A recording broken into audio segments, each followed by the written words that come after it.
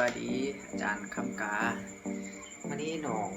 มีคำถามอะไรอยากถามเนาะที่ว่าน้องบ่เข้าใจเห็นกระเจ้าไส้เกี่ยวกับ yes หรือว่า yep and yeah บ่เข้าใจแบบมันใส่ในกรณีใดคำว่า yes กับ yep แบบใส่ในสถานการณ์ใดแล้วคำว่า yeah หรือว่า yep แล้วก็ yes เฮาใส่ในกรณีใด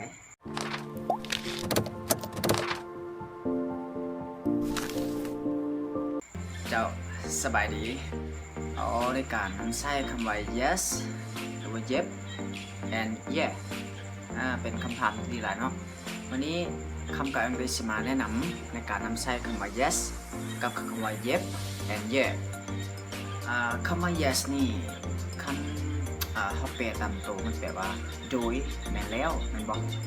คำว่าแม่นแล้วในภาษาอังกฤษมันมีหลายคำเนาะคำว่าแม่นแล้วเนาะอังกฤษมีหลายคำมีคำว่า right right R I G H T right ซึ่งแปลว่าแม่นแล้วเนาะแต่ว่าคำว่า yes นี่ yes นี่หมายถึงว่าแบบเขาใช้ต่อแบบตัวอย่างคำว่านะตัวอย่าง Do you have a boyfriend Do you have a boyfriend ทีนี้ yes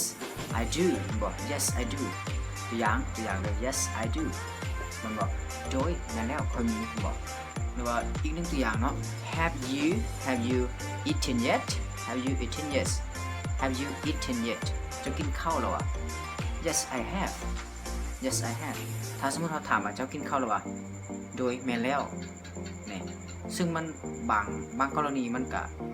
บ่ได้เข้ากับประโยคที่จะเว้าบางครั้งอาจจะแม่นว่าโดยกินแล้วบอกตัวอย่างคำว่า Have you eaten yet Have you eaten yet โดยเขากินแล้ว Yes I have แม่นบอกบางคำก็ไม่ได้แปลว่าแม่นแล้วบอกซึ่งมันก็จะถามว่ากินข้าวแล้ววะแม่นแล้วนี่คำว่า yes มันได้แปลว่ามันบ่ได้แปลว่าแม่นแล้วเสมอไปแต่ว่า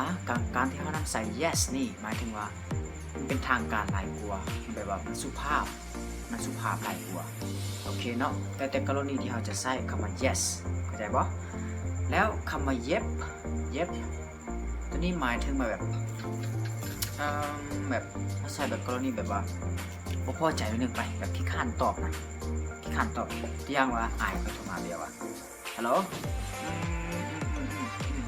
เย็บประมาณนี้แหละแบบเฮาว่าแบบค่อยที่ข้านตอบประมาณนี้แปลว่าเฮาบ่อยากตอบปานใดนะมันเป็นจะเป็นจังได๋แบบใช่แบบว่าเฮาคิดข้านตอบง่ายๆคือ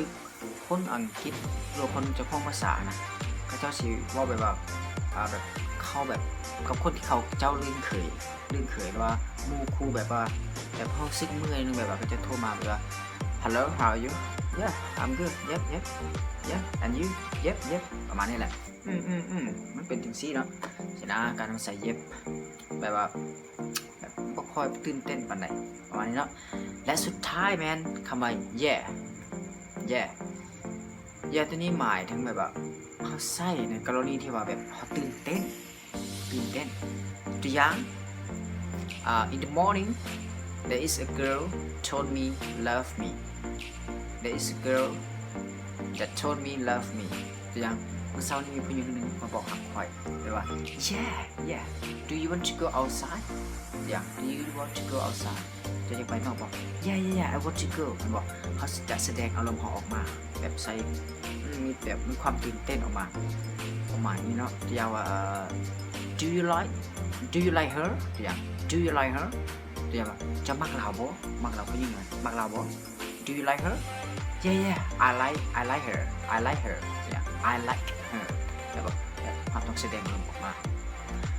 โอเคสรุปง่ายๆคือคำว่า yes ใช้ไม่เป็นทางการคำว่า yep แบบแบบพอใจปานใดประมาณนี้เนาะ